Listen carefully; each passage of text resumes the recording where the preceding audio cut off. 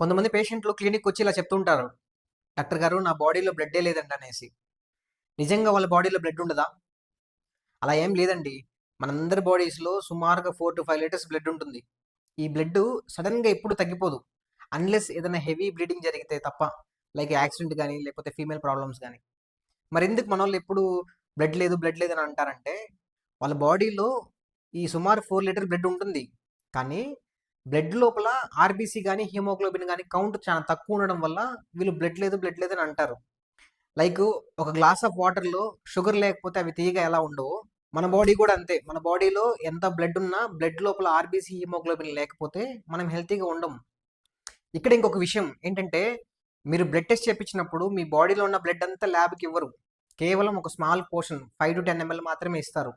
ఆ 5 to 10 mlలో కూడా చిన్న పోర్షన్ క్యూబిక్ మిల్లీమీటర్, నేను పైన బాక్స్లు ఇచ్చాను చూడండి. ఆ బాక్స్లో ఎంతైతే బ్లడ్ పడుతుందో ఆ బ్లడ్ లోపల సెల్స్ని కౌంట్ చేస్తారు.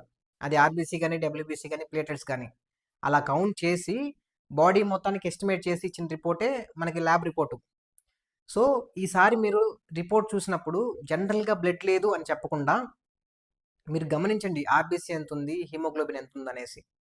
అలా గమనించడం వల్ల మీకు ఒక అండర్స్టాండింగ్ వస్తుంది మీ బాడీ పైన. సో నెక్స్ట్ వీడియోలో నేను ఆర్బీసీ గురించి ఫుల్ ఇన్ఫర్మేషన్ ఇస్తాను. ఇటువంటి మంచి వీడియోస్ కోసం సబ్స్క్రైబ్ చేయండి ఈ ఛానల్ని. Thank you for watching.